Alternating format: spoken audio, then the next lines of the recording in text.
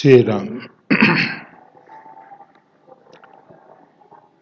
यज्ञ करना चाहते हैं हर सुबह, आपकी कृपा हो जाए तो गुरुजी यज्ञ के लाभ क्या क्या हैं कृपया बताएं।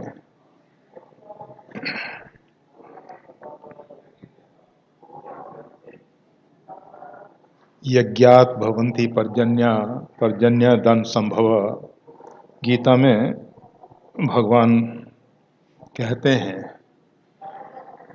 यज्ञ से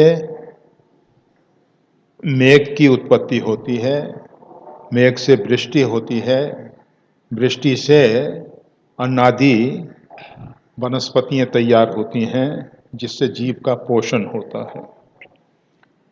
प्रजापति ब्रह्मा ने जब सृष्टि का विस्तार किया तो आधि भौतिक जगत के साथ अधिदेव की रचना की, आधिदेविक जगत की रचना की।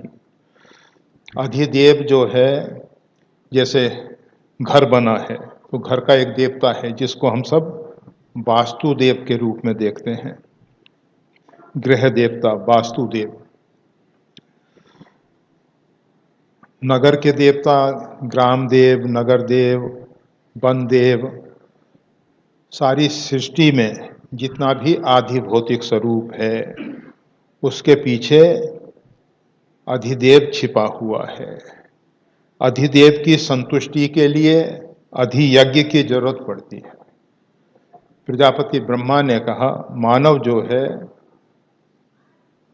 देवताओं को उनके भाग समर्पित करेगा, देवता जो हैं मनुष्य के अभ्युदय के लिए, उसकी अभिष्ट सिद्धि के लिए कृपा करेंगे। तो इस प्रकार से दोनों का परस्पर संबंध है। जो पृथ्वी पर रहने वाले जीव हैं उसमें मनुष्य, क्योंकि मनुष्य के अतिरिक्त जितने भी प्राणी हैं 84 लाख प्रकार के शरीर भगवान ने बनाए, उसमें केवल मानव को ही नवीन कर्म करने का अधिकार है। देवता जो हैं अपना कर्म फल भोग रहे हैं और जो 84 लाख प्रकार के शरीर हैं उनमें भी जीव जो है अपने कर्म का फल भोगता है।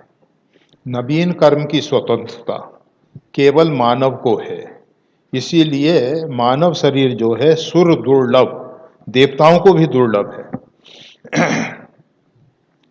इस मानव शरीर के माध्यम से हम सबको यज्ञ करना चाहिए। भारत में जो हिंदू सनातन धर्म है, हिंदू संस्कृति है, जन्म से लेकर मृत्यु तक यज्ञ किए जाते हैं और अंतिम यज्ञ को हम सब अंत्येष्टि कहते हैं। अंतिम इष्टि, अंतिम यज्ञ करके पंच तत्व का बना पुतला पंच तत्वों को समर्पित कर दिया गया। तो ये बड़ी पवित्र संस्कृति है यज्ञ। यज्ञ में द्रव्य यज्ञ भी हो सकता है, जप यज्ञ भी हो सकता है, और भी भगवान की सेवा पूजा ये सब यज्ञ के अंतर आ जाते हैं। हम जप यज्ञ करते हैं, वैसे गीता में भगवान ने कहा यज्ञा नाम जप यज्ञोस्मि, यज्ञों में श्रेष्ठ यज्ञ जप यज्ञ है। और ये सब वस्तुएं जो भगवान ने हमको दी हैं तो भगवान की वस्तु भगवान को समर्पित करनी ही चाहिए, इस हेतु यज्ञ करना चाहिए। परंतु उस यज्ञ के लिए उत्तम गौघृत है, गौघृत से यज्ञ किया जाए। अब वो गौघृत में मिलावट होने लग गई। भारत में तो सब, यहाँ तो सिंथेटिक दूध भी आ जाता है। दूध में पता नहीं क्या क्या चीजें मिला मिला के दूध बना रहे हैं, क्या क्या कर रहे हैं। तो होता ये है कि जैसे घृत में चर्बी मिली हुई है, तो वो जो आहुति दी जाएंगी उससे आसुरी ताकतें पुष्ट हो जाएंगी। देवता तो उस आहुति को नहीं लेंगे। जो चर्बी वाला घी है उसको देवता नहीं स्वीकार करेंगे, तो वो असुर स्वीकार कर लेंगे, और वो जो आसुरी शक्ति है वो विशेष फैल जाएगी और उससे सभी के लिए परेशानी होगी। तो ये यज्ञ में शुद्ध वस्तुएं मिलें, अच्छा है कि गौपालन हो अथवा सामूहिक रूप में गौशालाएं बनाई जाएं। जैसे कोऑपरेटिव स्टोर होते हैं, इस प्रकार से सहकारी गौशाला सब मिलके गौशाला बनाएं। और क्योंकि शहर के अंदर तो गौशाला का रखना कठिन है, इसलिए शहर से बाहर गौशाला बनाई जाए और उसमें सब लोगों का सहयोग रहे। अच्छी नस्ल की अच्छी गाय, और उसमें गौवर्धन भी हो और गौ संरक्षण भी हो, दोनों कार्य करते हुए अच्छा शुद्ध गोरस प्राप्त हो। दुग्ध दधि घृत तो ये जो गौ घृत होगा वो शुद्ध होगा और उससे देवताओं को जो आहुति दी जाएंगी, जो होमात्मक यज्ञ है, अग्नि में आहुति देने से क्या होता है कि उसका जो स्थूल अंश है वो तो वायुमंडल में पहुंच जाता है और वृष्टि इत्यादि के द्वारा फिर पृथ्वी पे आ जाता है। वो तत्व पृथ्वी में पहुंच जाते हैं, अनेकों लोगों को उससे लाभ मिल जाता है। अगर वो घी केवल हम खा लेते तो केवल हमारे शरीर को लाभ मिलता। हम कहा करते हैं कि देखो एक मिर्ची है, मिर्ची को एक व्यक्ति खाएगा तो केवल उसी को लाभ मिलेगा। उस मिर्ची को अगर हम अग्नि में छोड़ देते हैं तो उसके कण इतने सूक्ष्म होके पूरे वायुमंडल में फैल जाते हैं, सब लोगों को उसका असर होगा। तो यज्ञ के माध्यम से गौघृत और भी जो हविष्यान्न है वो सब सभी लोगों के लिए लाभ देगा। उसका सूक्ष्म अंश देवताओं को प्राप्त होगा और देवता जो हैं उससे संतुष्ट होंगे। पहले भारत में प्रत्येक गांव में प्रातःकाल अग्निहोत्र होता था। गांव में अग्निहोत्री ब्राह्मण होते थे, पूरा गांव उस ब्राह्मण की सेवा में वस्तुएं इत्यादि समर्पित कर देता था और वो वस्तुओं से यज्ञ करते थे, तो उसका लाभ सभी लोगों को, पूरे ग्रामवासियों को मिल जाता था। अभी ये सब व्यवस्थाएं भंग हो रही हैं, तो ऐसी स्थिति में जहाँ जहाँ जिस जिससे हो सके, जितना हो सके यज्ञ करना चाहिए। होमात्मक भी यज्ञ करना चाहिए, जप के रूप में भी करना चाहिए, पूजा अर्चन के रूप में भी करना चाहिए। जिस जिस प्रकार से हो सके करना चाहिए। जब देवता संतुष्ट होंगे तो मनुष्य को उसके अभीष्ट की प्राप्ति होगी, अर्थात वो जो चाहता है उसके मनोरथ सिद्ध होंगे। जैसी जैसी वो कामनाएं करता है उनकी पूर्तियां होंगी, इसलिए यज्ञ करना चाहिए। और हम सब यज्ञ करते हैं विश्व शांति हेतु। मतलब भारतीय जो विचारधारा है वो भारतीय जानते हैं कि अगर सार्वभौम अस्तित्व, ये जो पृथ्वी आदि भौतिक स्वरूप है, ये परमात्मा का ही विराट स्वरूप है। इसकी संतुष्टि होने से परमात्मा की संतुष्टि होती है, उसमें हमारी भी संतुष्टि होती है। अगर शरीर का कोई एक अंग जैसे कनिष्ठिका सोचे कि हम खूब रिष्ट पुष्ट हो जाएं, वो अकेली रिष्ट पुष्ट नहीं हो सकती। पूरा शरीर अगर रिष्ट पुष्ट होगा तो कनिष्ठिका भी रिष्ट पुष्ट होगी। और अगर केवल कनिष्ठिका ने जबरदस्ती कहीं किसी प्रकार से रस पूरे शरीर की जगह अकेली ये खाने लग गई, इकट्ठा करने लग गई, तो ये रुग्ण हो जाएगी। तो आज समाज की यही स्थिति है। कुछ लोग ऐसे हैं जो समाज में इस प्रकार से स्थिति पैदा कर रखे हैं कि सब हड़पने की कोशिश करते हैं, तो वो रुग्ण हो गए हैं। गीता में भगवान ने कहा है कि जो अपने खाने से अधिक अन्न को अपना मांगता है वो चोर है। जो अपने लिए अन्न को पकाता है वो पाप को पकाता है। अर्थात हम सब जो भी भोजन तैयार करें परमात्मा के निमित्त करें, फिर परमात्मा को निवेदित करके तुम्हें निवेदित भोजन करहीं, प्रभु प्रसाद पट भूषण धरहीं।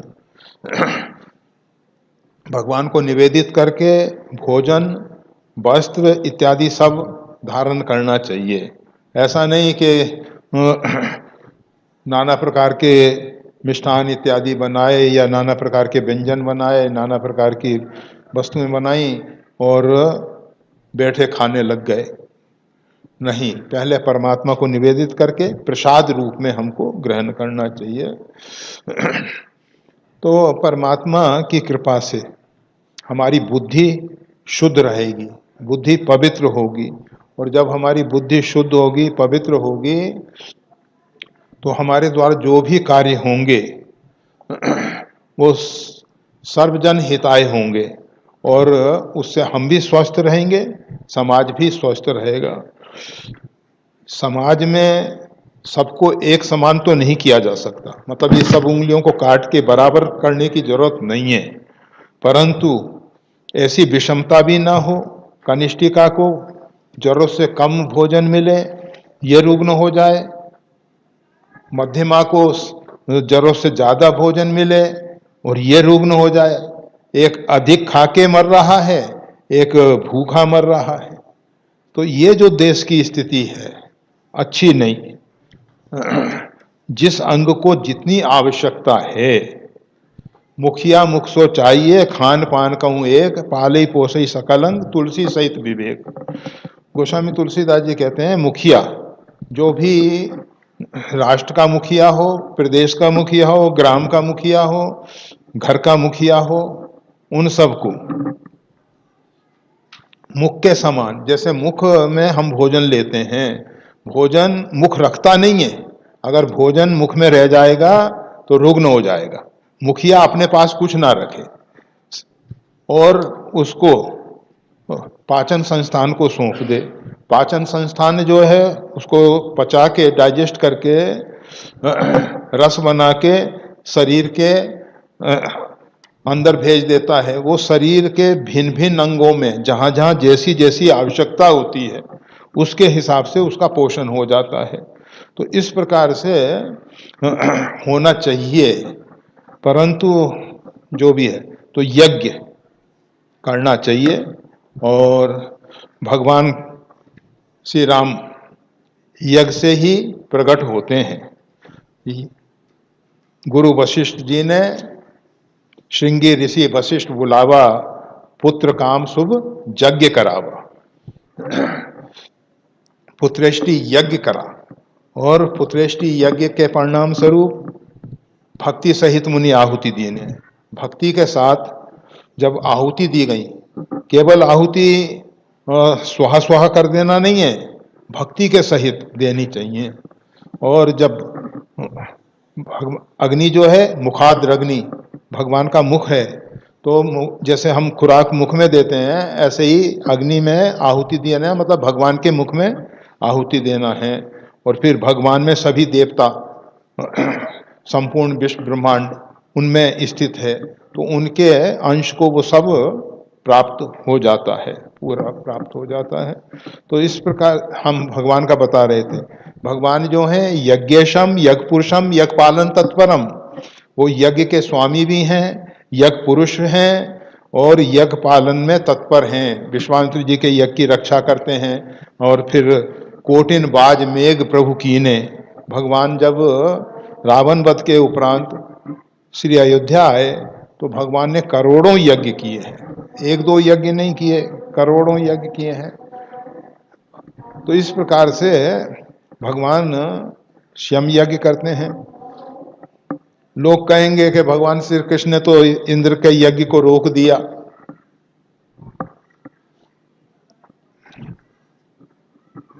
देखो, रामम कृष्णम भेदम न भेदम, राम कृष्ण में कोई भेद नहीं है, राम ही कृष्ण बन के आए। कित मुरली कित चंद्रिका कित गोपियन के साथ अपने जन के काज है, श्री कृष्ण भय रघुनाथ, या श्री रघुनाथ हो गए श्री कृष्ण, जो भी हो, दोनों में कोई भेद नहीं है, एक ही है, एक ही तत्व श्री राम है, वही श्री कृष्ण है। तो भगवान श्री कृष्ण ने देखा कि ये लोग जो हैं वन का नाश कर रहे हैं और दूसरी तरफ इंद्र का यज्ञ करते हैं। इंद्र को हो गया अभिमान, तो भगवान ने इंद्र के यज्ञ को रोक के बताया, इस गोवर्धन पर्वत की पूजा करो, अर्थात ये जो इस पे वनस्पति इत्यादि हैं उनको संरक्षण मिले और अच्छी वन संपदा प्राप्त हो और अच्छी वृष्टि हो। केवल इंद्र के यज्ञ से ही वृष्टि नहीं हो जाएगी, और अगर हो भी गई, अब देखो आजकल होता क्या है, जो वर्षा का देवता इंद्र है वो अपने मेघों को आज्ञा दे देता है कि इतनी वर्षा कर दो, तो वो उठा के, जैसे एक बाल्टी भर पानी दिया गया तो एक जगह उठा के फेंक दिया, उससे क्या होता है, कहते हैं कि बादल फट गया, बादल फट गया। एक साथ बहुत सा जल गिरा देते हैं। होना ये चाहिए था सभी जगह जहाँ जहाँ जैसी जैसी आवश्यकता है वैसे वैसे जल पहुंचना चाहिए था। ये जंगल कट गए, वन कट रहे हैं, अंधाधुंध इनका दोहन हो रहा है, तो उसके कारण से वृष्टि जो है कहीं बहुत अधिक हो जाती है, कहीं बिल्कुल नहीं होती है। अनावृष्टि, अतिवृष्टि, बाढ़, ये सब समस्याएं पैदा हो रही हैं। तो इन सब से निपटने के लिए भी रास्ते तो बहुत हैं, परंतु व्यक्ति अपने स्तर पे जो भी कर सकता है। तो भगवान श्री कृष्ण ने इंद्र के अभिमान को तोड़कर और सब लोगों को बताया केवल इंद्र के यज्ञ से ही, वृष्टि से ही कल्याण नहीं होगा, वृष्टि भी व्यवस्थित हो, वन पर्वत इत्यादि का संरक्षण हो, उनको बिना मतलब के ध्वंस न कर, नष्ट ना कर दिया जाए, बर्बाद ना कर दिया जाए। हमारे यहाँ कहा जाता है कि पीपल में भगवान का वास है, उसको काटना अपराध है, परंतु भगवान के पूजन के लिए, यज्ञ के लिए पीपल को काट के उसके काष्ठ समधा के रूप में प्रयोग किया जाता है, करना चाहिए, ऐसा आदेश है। तो कहने का मतलब यह है कि भगवान यज्ञ की रक्षा करते हैं, ये यज्ञ पालन करने वाले हैं, स्वयं यज्ञ करते हैं, और हम सबसे भगवान भूमंडल पे अवतार लेके एक आदर्श स्थापित करते हैं।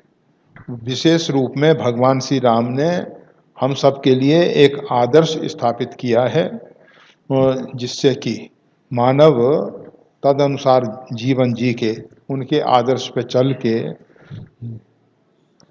सही जीवन जी सके, सही जीवन जी सके। तो आज बस इसमें इतना ही।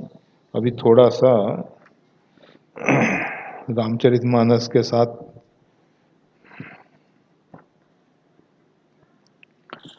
जय श्री राम। जय सगुण निर्गुण रूप रूप अनूप भूप शिरोमणे, दस्कंधरादि प्रचंड निश्चर प्रबल खल भुजबल हने, अवतार नर संसार भार विभंज दारुण दुख दहे, जय प्रणत पाल दयाल प्रभु संयुक्त शक्ति नमामहे। तब विषम माया बस सुरासुर नाग नर अगजग हरे, भवपंथ भ्रमत अमित दिवस निशिकाल कर्म गुणनि भरे। जे नाथ कर करना बिलोके त्रिविध दुखते निर्भये, भव खेद छेदन दक्ष हम कह रक्ष राम नमामहे। जे ज्ञान मान विमत तब भव हरणी भक्ति न आदरी, ते पाई सुर दुर्लभ पदादपि परत हम देखत हरि। विश्वास कर सब आस परिहर दास तब जे होई रहे, जपि नाम तब बिन श्रम तरही भवनाथ सो संभ्राम है। जे चरण शिव अज पूज रज शुभ परस मुनि पत्नी तरी, नख निर्गता मुनि बंदिता त्रिलोक पावन सुरसरी। ध्वज कुलिस अंकुश कंज जुत बन फिरत कंठक किन लहे, पदकंज द्वंद मुकुंद राम रमेश नित्य भजाम है। अव्यक्त मूल मनादि तर त्वच चार निगमागम भने, सठखंड शाखा पंच बीस अनेक पर्ण सुमन घने। फल जुगल विधि कटु मधुर बेली, अकेल यही आश्रित रहे। पलवत फूलत नवल नित संसार बिटप नमामहे। जे ब्रह्म अज मद्वेत मनुभव गम्य मन पर ध्यावहीं, ते कहूँ जानऊ नाथ हम तब सगुन जस नित गावहीं। करनाय तन प्रभु सद्गुनाकर देव यह वर मांगहीं, मन वचन कर्म विचार तजी तब चरण हम अनुरागहीं। सबके देखत देवन बिनती कीन उदार, अंतर्धान भय पुनि गए ब्रह्म आगार। बैनते सुन शंभु तब आए जहाँ रघुवीर, विनय करत गदगद गिरा पूरित पुलक शरीर। श्यावर राम जय जय राम, मेरे प्रभु राम जय जय राम, श्री राम जय राम जय जय राम।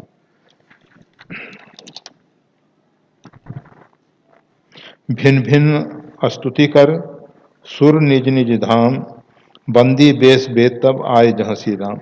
जब देवता अनेकों प्रकार से भगवान श्री राम की स्तुति करके स्तवन करके अपने अपने धाम चले गए, उस समय वेद जो हैं चारों वेद, वैसे वेद का जो विभाजन हुआ है, पहले एक ही वेद था, फिर भगवान वेद व्यास ने उसमें जो ऋचाएं हैं, उसमें जो श्लोक इत्यादि हैं, उनका विभाजन कर दिया और उसको चार भाग में बांट दिया। इसीलिए उनको वेद व्यास कहा जाता है। वैसे उनका नाम था, काले रंग के थे, बहुत काले थे। तो कृष्ण द्वैपायन द्वीप में उनका जन्म हुआ था, तो द्वैपायन उनको कहा जाता है। कृष्णन द्वैपायन उनका नाम पड़ गया। फिर उन्होंने वेद का विभाजन किया, इसलिए वेद व्यास हो गए। वेद को समास व्यास रूप में संक्षिप्त करके और उसका विभाजन करके सबको दिया, इसलिए उनको वेद व्यास कहा जाता है। तो वेद जो हैं ये राम जी के समय त्रेता में भिन्न भिन्न रूप धारण करके बंदी वेश अर्थात भाट चारण इत्यादि का वेश धारण करके वहाँ उपस्थित हुए हैं और भगवान की स्तुति कर रहे हैं। प्रभु सर्वज्ञ कीन अति आदर कृपा निधान। भगवान श्री राम सर्वज्ञ हैं, भगवान श्री राम को ध्यान नहीं करना पड़ता है। जब सती जी सीता जी का वेश धारण करके भगवान श्री राम की परीक्षा के लिए पहुंची, तो भगवान श्री राम ने अपनी सर्वज्ञता प्रकट कर दी और उनसे पूछा, पहले नमस्कार किया, मस्तक झुका के प्रणाम किया और फिर पूछा कि आप वन में भगवान शंकर को छोड़ के कहाँ भटक रही हैं, किस हेतु से आप वन में इस प्रकार से विचरण कर रही हैं। सती जी समझ गई कि इन्होंने सीता जी के वेश में भी मेरा स्वरूप देख लिया, अर्थात पार्वती सती जी का रूप देख लिया। और तो भगवान ने अपनी सर्वज्ञता वहाँ दिखाई। भगवान हैं सर्वज्ञ, और शंकर जी भी वैसे सर्वज्ञ हैं, दोनों में कोई भेद नहीं है। परंतु मानस में आता है कि सती जी ने जाकर भगवान शंकर से झूठ बोला, और झूठ बोलने के बाद भगवान शंकर को लगा कि सती जी ने कहा कीन प्रणाम तुम्हारी नाई, जिस प्रकार से आपने जय सजदानंद जग पावन अस्कई चले मनोज नसावन, भगवान शंकर जो हैं भगवान श्री राम को जय सजदानंद घन ऐसा कह के प्रणाम किए थे। तो सती जी कह रही हैं कि मैंने भी आपकी तरह प्रणाम किया। कहा उस समय तो प्रणाम नहीं किया, और बाद में ये कह रही हैं कि प्रणाम किया, ऐसी बुद्धि इनके पास कहाँ से आ गई। तो तब शंकर देखे उधर ध्यान, तब भगवान शंकर ने ध्यान करके देखा, सती जो कीन चरित्र सब जाना, और वो जो सती जी ने चरित्र किया था वो सब जान गए शंकर। तो ध्यान करना पड़ा। ऋषि मुनि संत महात्मा देवता ये सब त्रिकालज्ञ हो सकते हैं, परंतु इनको ध्यान करके देखना पड़ेगा। अगर मान लो थोड़ी देर के लिए एक व्यक्ति को सारे दुनिया का सब दृश्य दिखते रहें तो उसका क्या हाल हो जाएगा। संभव नहीं है, नहीं संभव है। इसलिए केवल एकमात्र परमात्मा जो विश्व रूप है वो बिना ध्यान के जान सकता है, और सबको ध्यान करके देखना पड़ता है, ध्यान करके देखना पड़ता है, तब वो समझ पाते हैं कि ये सब लीला क्या है। किसी भी जगह वो फोकस कर सकते हैं, वृत्ति को केंद्रित करके उस रहस्य को समझ सकते हैं। जैसे आप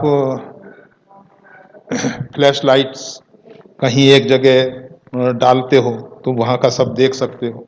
इसी प्रकार से अंतर्दृष्टि वाले अपने अंदर जिस बिंदु को देखना चाहते हैं वहाँ पूरा वृत्ति को एकाग्र करके तो वो रहस्य उद्घाटित हो सकता है।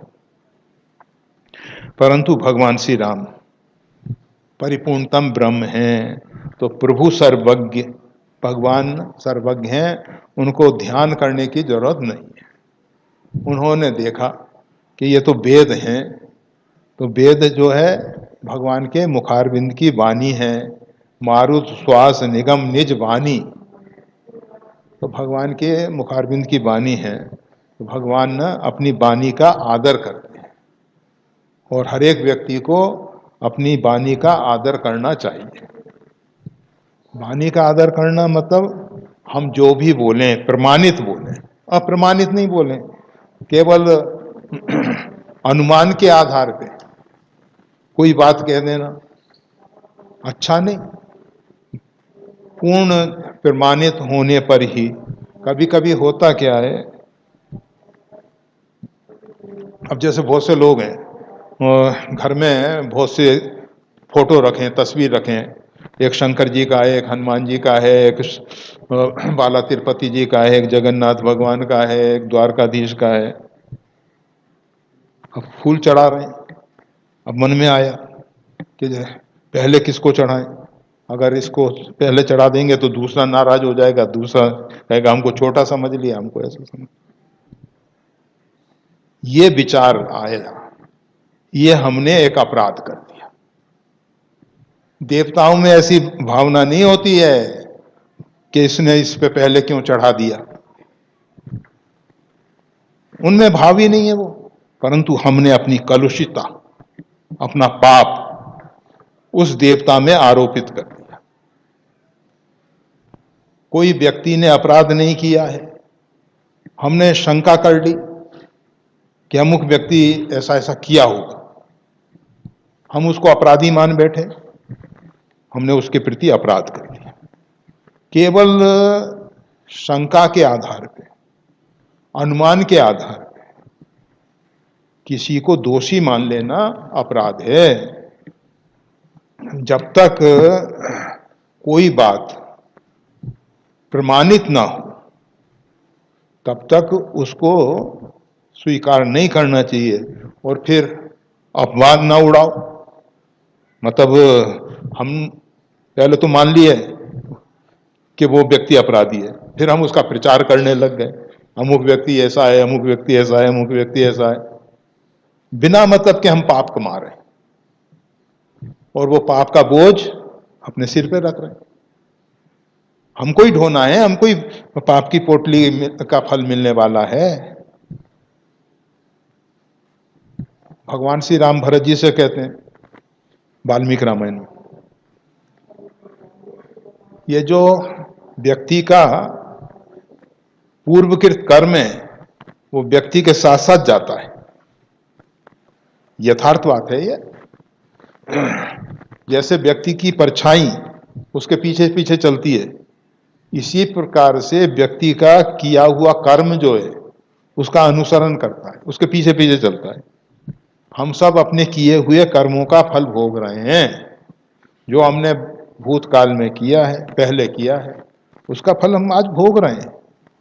खेत में बीज डालने से तत्काल कोई फसल नहीं आ जाती है, भले ही कुछ ऐसी हैं कि हम सब जैसे अंकुरित अन्न पालें या दो दो पत्ते वाली मेथी, ऐसा कुछ जल्दी वाला, परंतु अगर दूसरी फसलें और लेनी है तो कुछ समय तो लगता है। अब कोई फसल को 1 महीना लगेगा, किसी को 6 महीने लगेगा, 3 महीने लगेगा, साल लगेगा। कोई फल ऐसे भी हैं 3-3 साल बाद वृक्ष में फल लगने शुरू होते हैं। फिर बहुत समय तो और भी लंबा अंतराल हो सकता है। तो कर्म का फल कब मिलेगा, कितना मिलेगा, कैसे मिलेगा, इसीलिए भगवान ने कहा कर्मण्य बाधिकारस्ते मां फलेषु कदाचन। कर्म करने मात्र का अधिकार है, फल की इच्छा मत करो। फल कब मिलेगा, कितना मिलेगा, कैसे मिलेगा, वो हमारे हाथ में नहीं है। किसान अच्छा खेत तैयार करे, अच्छा बीज डाले, उसमें पानी अच्छे ढंग से सिंचाई करे, उसके साथ खरपतवार निकाले, सब पुरुषार्थ पूरा करे, परंतु फसल कितनी आएगी पहले से निश्चित नहीं किया जा सकता। आएगी कि नहीं आएगी वो भी भरोसा नहीं है। कभी कभी ऐसा होता है, भूकंप आ गया, पृथ्वी इधर की इधर हो गई, खेत पलट गया। कभी खेत की फसल लेने वाला ही जय श्री राम हो गया, क्या मिलेगा।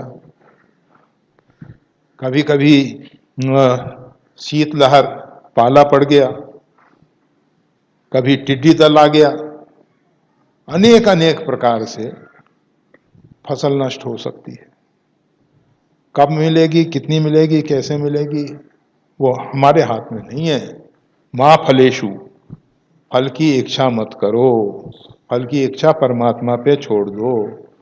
कर्म करने का अधिकार है, सही ढंग से प्रमाणित कर्म करते रहो। तो प्रभु सर्वज्ञ की नति आदर कृपा निधान, भगवान ने सर्वज्ञ हैं, पहचान गए कि ये वेद जो हैं यहाँ भाट के रूप में आए हैं, इसलिए भगवान ने उनका आदर किया।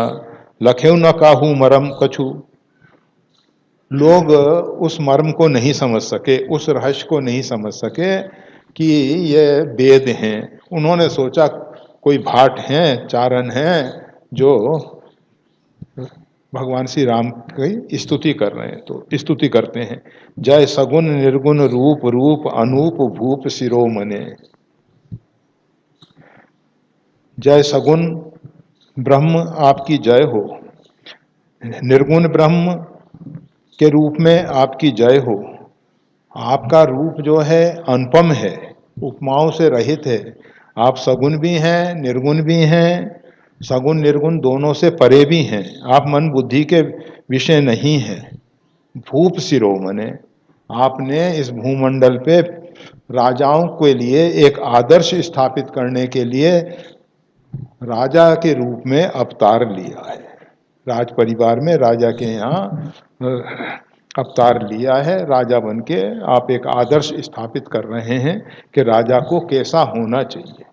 व्यक्तिगत स्वार्थ की भावनाओं से ऊपर उठ के प्रजा के प्रति पुत्रवत भाव रखते हुए प्रजा के लिए अपना सर्वस्व त्याग करना पड़े तो त्याग कर देना चाहिए।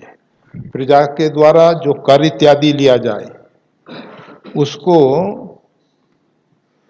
अपने उपयोग में नहीं लेना चाहिए, अपने उपयोग में नहीं लेना चाहिए।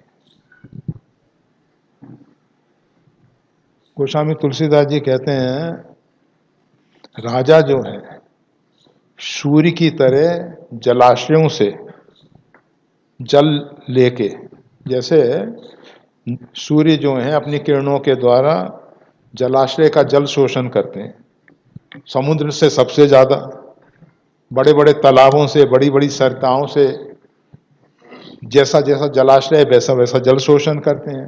पृथ्वी के सभी जगह से जहां जहां से उनको संभव है, और फिर उसको आकाश से बरसा देते हैं, सब जगह समान वर्षा कर देते हैं। यह नहीं कि समुद्र से सबसे ज्यादा खींचा तो समुद्र को ज्यादा लौटा दो, नदी को ज्यादा लौटा दो या तालाब को ज्यादा लौटा दो, वो तो सब जगह बराबर वर्षा।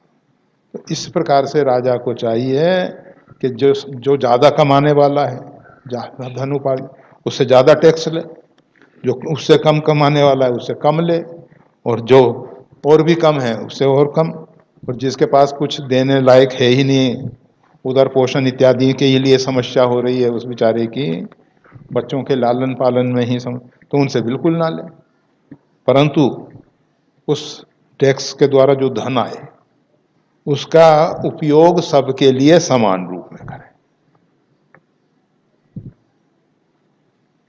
स्कूल, कॉलेज, हॉस्पिटल और आपके सड़कें, ये सब का निर्माण सबके लिए, किसी एक के लिए तो नहीं है, सबके लिए।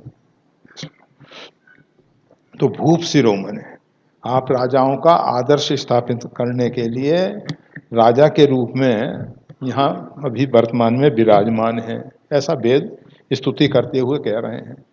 परमात्मा जो है, ये सारा संसार परमात्मा की ही अभिव्यक्ति है, परमात्मा का आधिभौतिक स्वरूप है।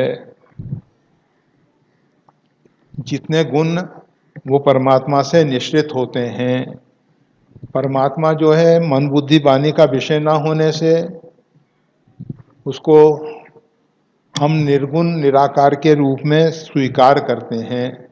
उसकी आकृति, उसके सदृश कोई दूसरा नहीं है, वो सर्वरूप है, वो विभु है, व्यापक है, इसलिए उसको अनूप कहा जाता है कि अनुपम है वो, उसकी उपमा किसी से दी नहीं जा सकती। तो वेद कह रहे हैं, सगुण रूप वाले श्री राम आपकी जय हो, निर्गुण रूप वाले राम आपकी जय हो, अनुपम रूप वाले राम आपकी जय हो, हे भूप शिरोमणे आपकी जय हो, जय हो, जय हो। 10 कंधरादि प्रचंड निश्चर प्रबल खल भुज बल हने, ये जो 10 कंधर रावण आदि, रावण, मेघनाद, कुंभकर्ण, ये तो बड़े 3 प्रबल खल थे। रावण मोह का रूप है, कुंभकर्ण अहंकार का स्वरूप है,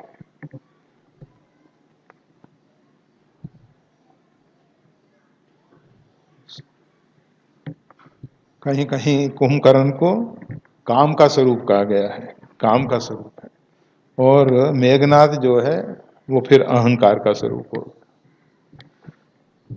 जो भी है ये 3। तो ये जो अत्यंत प्रबल खल थे, प्रचंड निश्चर, अंधकार में अज्ञान में पनपने वाले मोहों, काम, अहंकार और क्रोध इत्यादि जितने भी हैं, ये प्रचंड राक्षस थे। प्रबल खल भुजबल हने, आपने अपने भुजाओं के बल से उनका हनन कर दिया। भगवान की भुजा कौन सी हैं? भगवान की दो भुजाएं हैं, द्विभुजधारी हैं भगवान श्री राम। एक प्रज्ञा, एक प्राण, ये दो भुजाएं हैं भगवान की। प्रज्ञा के द्वारा मोह का नाश कर देते हैं और प्राण शक्ति के द्वारा काम आदि विकार जितने भी हैं उन सब का हनन कर देते हैं, अहंकार इत्यादि सबका नाश कर देते हैं। और वैसे जब राम रूप में आए तो रावण इत्यादि, कुंभकर्ण, मेघनाद, नरांतक और भी अनेक अनेक जो हैं, देवांतक, नरांतक, प्रहस्त इत्यादि सबका नाश कर दिए भगवान।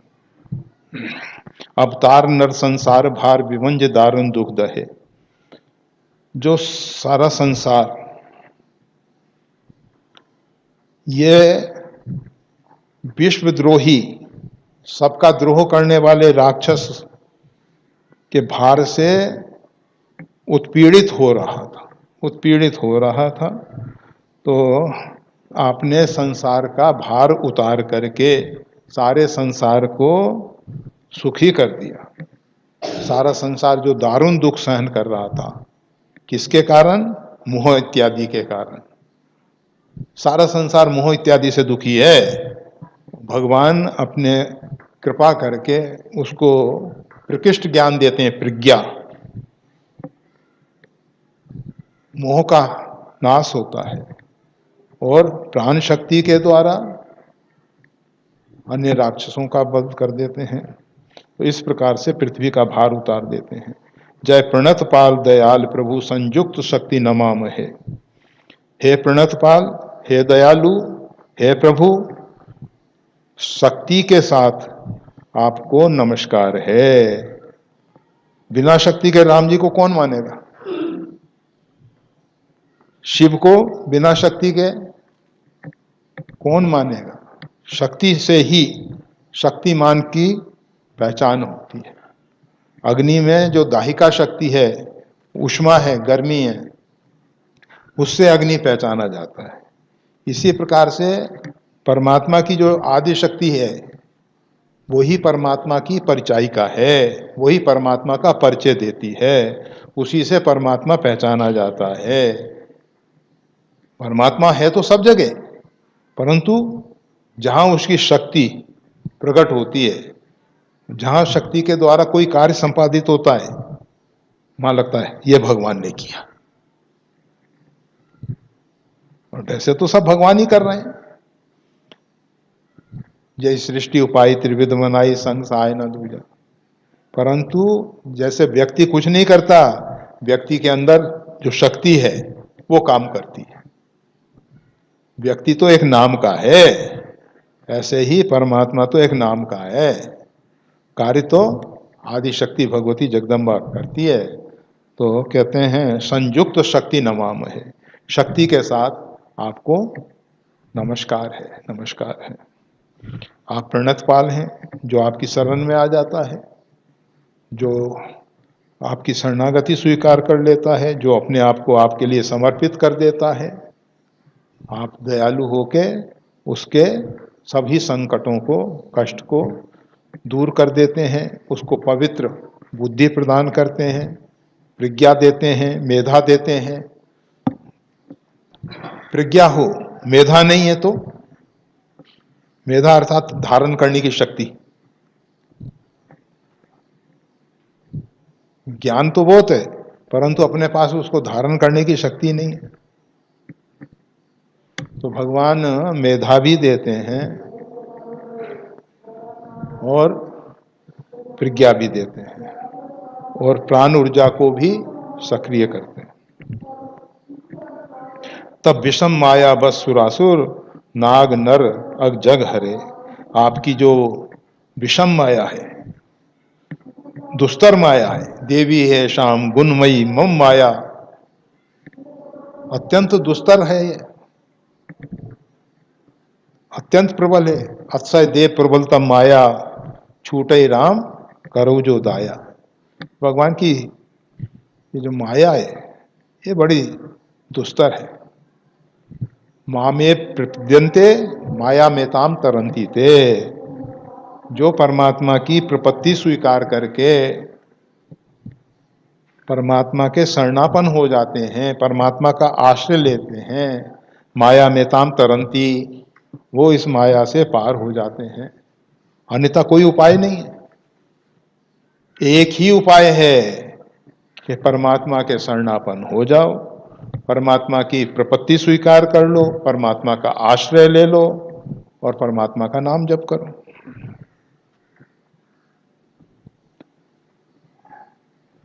तब विषम माया बस सुरासुर, जितने भी यन माया बशवर्ती विश्व मखलम ब्रह्मादि देवासुरा, सुर असुर ब्रह्मादि देव, ये सब परमात्मा की यन माया वशवर्ती, उस परमात्मा की माया के वशीभूत हैं। विश्व मखलम, अखिल विश्व उन्हीं की माया से मोहित हो रहा है। नाग नर सुरासुर सभी अगजग हरे, हे हरि, हे हरे, हरि का ही संबोधन हरे हो जाता है। हरे राम राम राम हरे हरे, हरे कृष्णा कृष्णा कृष्णा हरे। हे हरि संस्कृत में संबोधन में हरि शब्द का हरे हो जाता है, तो कहते हैं हरे राम है, अर्थात हे राम, हे कृष्ण। और हरि जो सर्वस हमारा अपहरण कर ले, खींच ले, हरण कर ले, वो है हरि। रामाख्य मीशम हरिम, जिनकी राम नाम से ख्याति है वो हैं साक्षात हरि। हरि ही ओम, जिनकी ओम नाम से ख्याति है वो हैं हरि। जो सबका सर्वस्व हरण करने वाले हैं वो हैं हरि। तो हे हरि, आपकी जो विषम माया है जिससे सारा चराचर जगत मोहित हो रहा है, देवता मनुष्य नाग नर सभी मोहित हो रहे हैं। भव पंथ भ्रमत अमित दिवस निशिकाल कर्म गुणन भरे। और इस भव रूपी संसार रूपी मार्ग में भ्रमत भटक रहे हैं ये सब। अमित दिवस, पता नहीं कितने दिनों से, कोई आज से नहीं है, ये सृष्टि अनादि है। जब से ब्रह्म है तब से सृष्टि है, तब से भटक रहा है ये जीव। अमित दिवस, दिवस निशी काल कर्म गुणनी भरे। काल कर्म और गुणों के द्वारा प्रेरित होके ये दिन रात भटकता रहता है बेचारा, दिन रात भटकता। और रात्रि में सो जाता है, कैसे भटकता है? अरे रात्रि में सोने पर भी देखें स्वप्न अनेक प्रकार, स्वप्न के संसार में भटकता रहता है। कहो कि सुषुप्ति में, सुषुप्ति के समय भी इसका अहंकार जागता रहता है और इसकी यात्रा चालू रहती है। तो ये जीव जो है दिन रात भटक रहा है। भव पंथ भ्रमत अमित दिवस, अमित दिवस हो गए इसको। काय से छुटकारे का कोई उपाय है कि ऐसे ही भटकता ही रहेगा हमेशा? जे नाथ कर करना विलोके, जिसको हे नाथ आप कृपा करके देख लेते हैं, त्रिविध दुख ते निर्वह, वो तीनों ताप से, तीनों प्रकार के दुख से, देहिक देविक भौतिक, आधिदेविक आधिदेविक आध्यात्मिक, तीनों प्रकार के ताप से बच जाता है, बच जाता है। दुखते निर्वहे, उसका निर्वाह हो जाता है।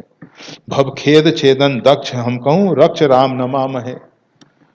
इस भव रूपी संसार रूपी जो समुद्र है, जंगल है, जो भी कहो, इसके खेद को, इसके श्रम को, इसके दुख को, छेदन दक्ष, इसके दुख को दूर करने में आप बहुत चतुर हैं। दक्ष हैं यानी चतुर हैं। किसके? भव खेद, ये जो भव का दुख है, संसार का जो दुख है, इसको दूर करने में आप बड़े दक्ष हैं। हम कहूं रक्ष, आप कृपा करके हमारी रक्षा कीजिए। हे राम नमामहे, हम आपको नमस्कार करते हैं, आप हमारी रक्षा कीजिए। किससे रक्षा कीजिए? देवी है श्याम गुण मई मम माया, जो आपकी अत्यंत प्रबल दुस्तर माया है, इससे हमारी रक्षा कीजिए। माया में ताम तरंती ते, वो ही माँ में प्रपद्यन्ते, जो भगवान की प्रपत्ति स्वीकार करते हैं वो इस माया से तर जाते हैं। ये ज्ञान मान विमत तब भव हरणी भक्ति नाथ। और जो ज्ञान के मत में मतवाले हो रहे हैं, हम बड़े भारी ज्ञानी हैं, जिन्होंने इस संसार के स्वरूप को नहीं समझा है और कहने लगे अहम ब्रह्मास्मि।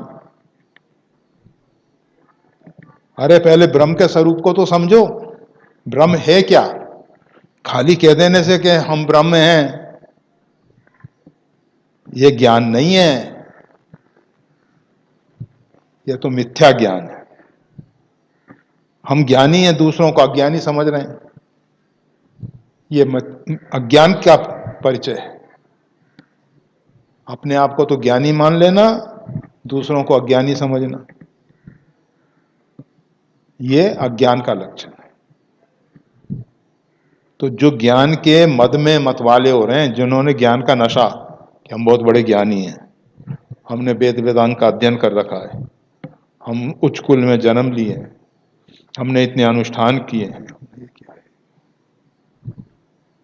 और हम ज्ञान के मत से मतवाले हो रहे हैं।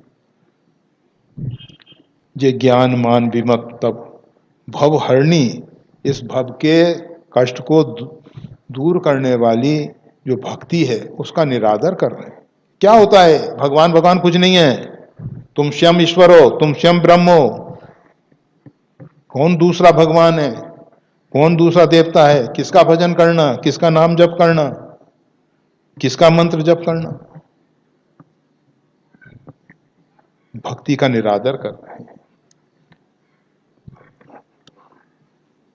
ते पाई सुर दुर्लभ पदादपि परत हम देखते।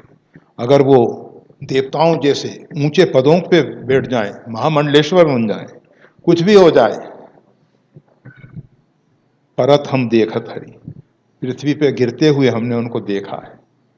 हे हरि, आप ही जिसकी रक्षा करेंगे वो ही बच पाएगा। देखत हरि विश्वास कर सब आस परिहर, दास तब जे हुई रहे। बस विश्वास कर सब आस परिहर, दास तब जे हुई रहे। दास का लक्षण क्या है? दास कहते किसको हैं? आस परिहरी, जो दूसरों की आशा छोड़ के एकमात्र अपने स्वामी की आशा करता है। एक भरोसो एक बल एक आस विश्वास, राम भरोसो राम बल राम आस विश्वास। केवल एकमात्र राम जी की आशा, राम जी पे ही विश्वास। तो ऐसे जो विश्वास कर सब आस परिहर, दास तब जे हो ही रहे, जो आपके दास बन जाते हैं। और दास बन के खाली नहीं बैठे रहते हैं, जब ही नाम और आपका नाम जप करते हैं तब बिन श्रम तरही, और बिना श्रम के इस भव सागर से पार हो जाते हैं। भव तरही भव नाथ सो समराम है। हे नाथ, हम आपका स्मरण करते हैं, हम आपका स्मरण। जे चरण शिव अज पूज रज अज, शुभ परस मुनि पत्नी तरी, नख निर्गता मुनि बंदिता त्रिलोक पावन सुरसरी। जिन चरणों की सेवा भगवान शंकर, ब्रह्मा इत्यादि करते हैं, जिनके पूज्य भगवान श्री राम के चरण हैं, जिन ब्रह्मा शंकर के पूज्य श्री राम के चरण हैं, उनकी रज कितनी पवित्र है। चरण की पूजा तो ब्रह्मा शंकर इत्यादि कर रहे हैं, और उनकी चरण की रज कितनी पवित्र है। रज शुभ परस मुनि पत्नी तरी, जो पाप के कारण पाषाण हो गई थी, हमारी बुद्धि पाप के कारण पत्थर हो गई है। कहते हैं ना, इसका हृदय पत्थर जैसा कठोर हो गया है, कुछ मानता ही नहीं है। तो जिसकी बुद्धि जड़ हो गई, ऐसी अहिल्या का उद्धार कर दिया भगवान ने। मुनि पत्नी तरी, नख निर्गता मुनि बंदिता। नख से निश्चित होने वाली, निकलने वाली, मुनि बंदिता, मुनियों के द्वारा बंदित, त्रिलोक पावन सुरसरी, तीनों लोकों को पवित्र करने वाली गंगा प्रकट हो जाती है।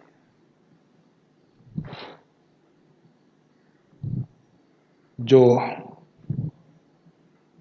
सज्जन समझदार कर्मकांड के विषय में जानने वाले लोग हैं, वो जानते हैं ये नख जो है ना अशुद्ध होता है। पानी में उंगली अंदर चली गई, नख अंदर चला गया, अशुद्ध हो जाएगा पानी, फेंक दो, सेवा के लायक नहीं रहा वो पानी। इसीलिए लोटे को ऐसे पकड़ते हैं जिससे कि उसमें नख अंदर ना जाए, गिलास को ऐसे पकड़ने का जिससे उसमें नख अंदर ना जाए। अगर उसके अंदर नख चला गया तो वो पानी अपवित्र हो गया। ये तो चेतन के साथ जुड़ा है नख, तभी तक पवित्र है।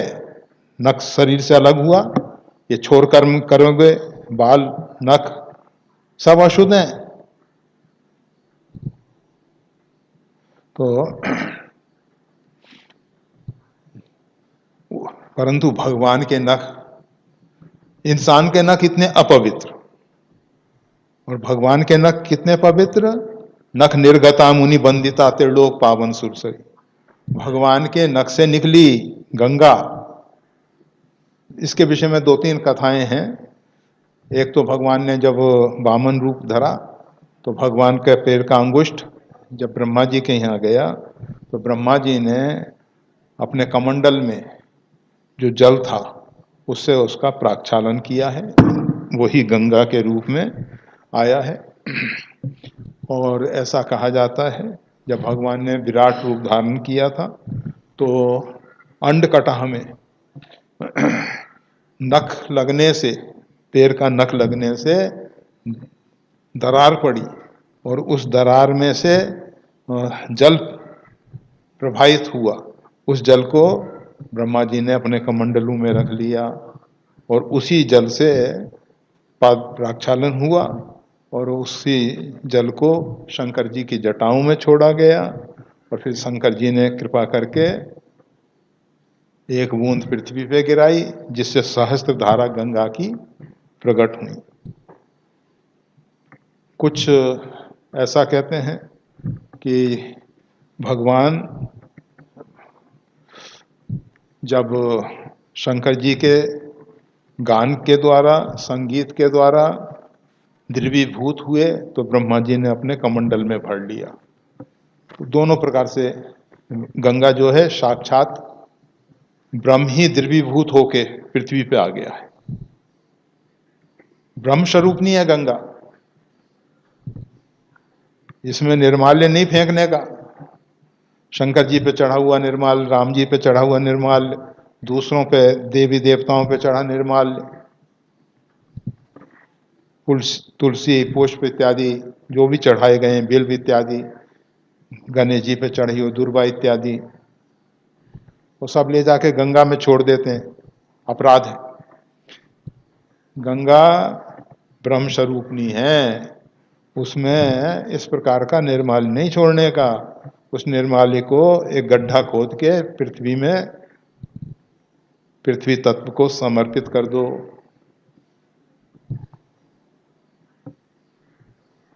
नख निर्गता मुनि बंदिता, मुनियों के द्वारा बंदित नख से निकलने वाली जो गंगा है, त्रिलोक पावन सुरसरी, वो तीनों लोकों को पवित्र करती है। स्वर्ग में मंदाकिनी के रूप में बहती है, पृथ्वी पे भागीरथी गंगा के रूप में आती है और पाताल में लोगों के कल्याण के लिए जाती है। तो इस प्रकार से सभी लोकांतरों में प्रवाहित होती है। नख निर्गता मुनि बंदिता त्रिलोक पावन सुरसरी। अब भगवान के चरणों में ध्वज कुलिश अंकुश कंज जुत बन फिरत कंटक किन लहे। भगवान के पैरों में ध्वजा, कुलिश, वज्र, अंकुश, कंज यानी कमल, और इसके साथ साथ फिरत कंटक, चलते समय भगवान के पैरों में कंटक गड़ गए। अब भगवान ने कहा कि इसको निकालना नहीं, जो शरण में आ गया, जो शरण में आ जाए तो उसको क्यों निकालना। लक्ष्मण जी को दृष्टि में आ जाए तो वो तो निकाल दें, परंतु राम जी तो नहीं निकाल। तो वो क्या बन गए, जब कांटा गड़ जाए और उसको ना निकाला जाए तो वो गोखरू बन जाता है। लोग कहते हैं चांदी पड़ गई, चांदी पड़ गई, वो ऐसा ठोस हो जाता है। तो भगवान के कंटक किन लहे, पैरों में उस प्रकार के वो बने हुए हैं, जो भी आप उसको बोलते हो, गोखरू बोलो, कुछ भी बोलो, वो बने हुए हैं। तो ऐसे भगवान के चरण हैं। मतलब भगवान ऐसे दयालु हैं, कंटक भी शरण में आए, उनका भी त्याग नहीं किया, उनका भी त्याग नहीं। कंटक किन लहे। पदकंज द्वंद मुकुंद राम रमेश नित्य भजामहि। आपके चरण कमल, दोनों चरण, पदकंज द्वंद दोनों, मुकुंद राम है, मुकुंद है राम, रमेश रामा के ईश, सीता जी के स्वामी, नित्य भजामहि, हम आपका नित्य भजन करते हैं। अव्यक्त मूल मनादि त्वर त्वचार निगमागम भने। वेद कहता है, ये संसार रूपी वृक्ष का वर्णन करते हैं। अव्यक्त मूल, इसका जो मूल है वो अव्यक्त है, परमात्मा है या अव्यक्त प्रकृति है, मूल प्रकृति है। मनादि, ये अनादि है, ये आज से नहीं है। तरु त्वच चार, इसके ऊपर चार छाल हैं, जैसे एक वृक्ष है, उसके ऊपर की छाल, दूसरी छाल, तीसरी छाल, चौथी छाल, ऐसा छाल, चार छाल हैं। कौन सी? जागृत, स्वप्न, सुषुप्ति, तुरिया, ये चार छाल हैं इसकी। निगमागम भने, ऐसा वेद कहते हैं। और इसमें कितनी शाखाएं? खटकंद शाखा, 6 षटकंद शाखा, 6 शाखाएं हैं। 5 महाभूत और 1 मन, ये 5 के एक एक की 5 प्रकृति, 25 प्रकृति हैं। त्वच चार निगमागम भने खटकंद शाखा 25, 25 मतलब 25 प्रकृति, अनेक पर्ण, और इसमें अनेक प्रकार के पत्ते लगे हुए हैं। सुमन घने, और इसमें बहुत अधिक फूल लगे हुए हैं, सुमन घने। फल जुगल विधि, इसमें 2 प्रकार के फल लगते हैं, खट्टे और मीठे, पाप और पुण्य रूपी फल। कटु मधुर, कड़वे और मधुर, 2 प्रकार के फल लगते हैं। बेल अकेल जही आश्रित है, और इसके आश्रित एक बेल रहती है, लता रहती है इस वृक्ष के आश्रित। कौन सी? जो हमारे इच्छा रूपी मनोरथ बेली है, वो इसके सहारे चढ़ी रहती है।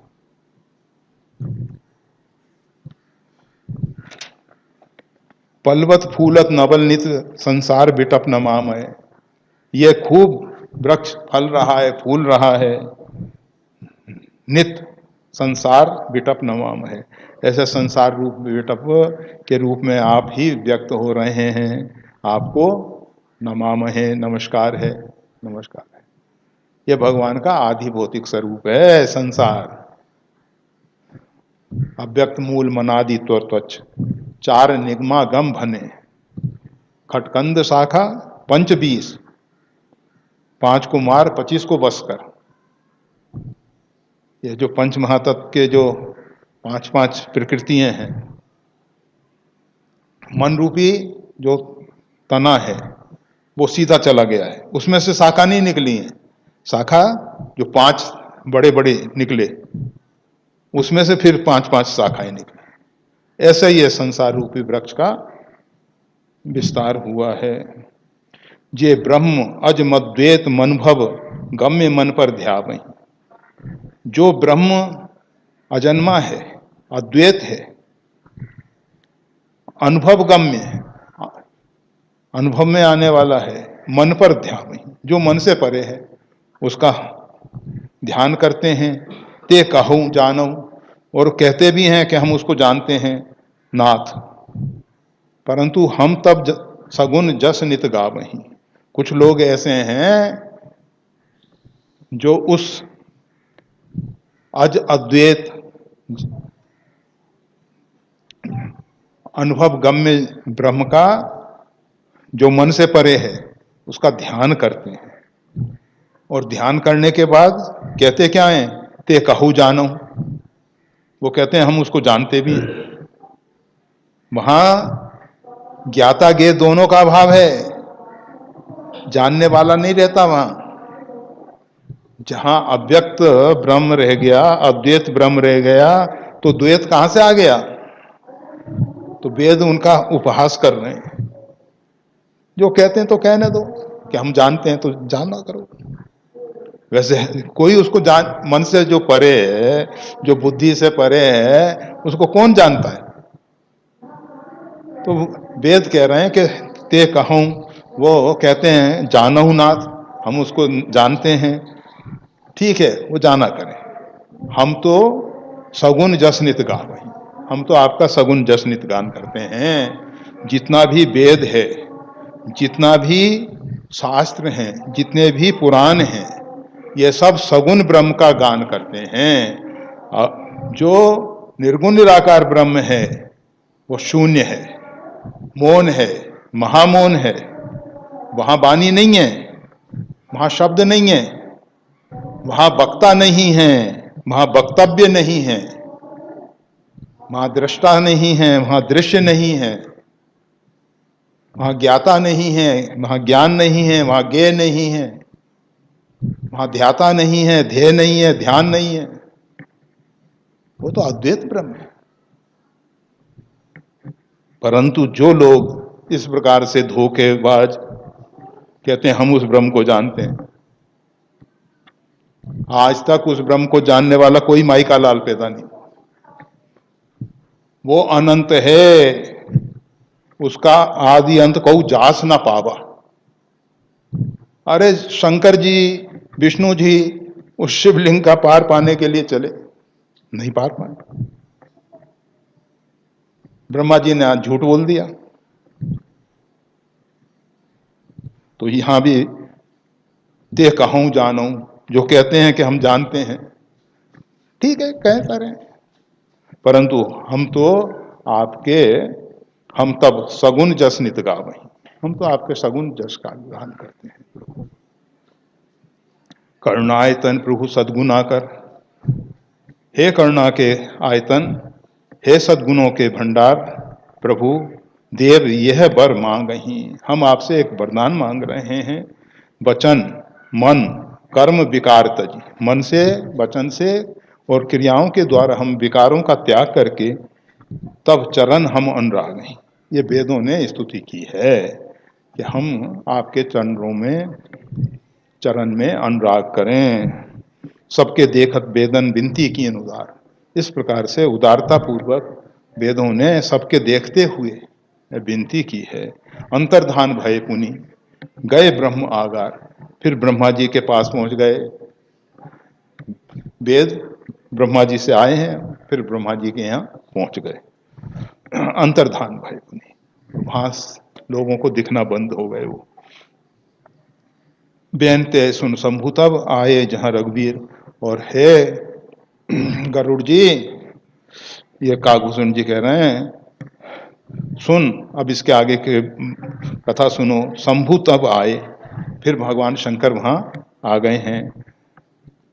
कहाँ आ गए? जहां रघुवीर, जहां भगवान श्री राम सिंहासन पे विराजमान हैं।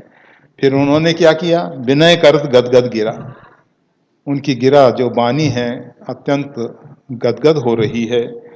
पूरित पुलक शरीर, शरीर पुलकायमान हो रहा है, और भगवान श्री राम की वो स्तुति कर रहे हैं, जय राम रमा रम नम समनम, परंतु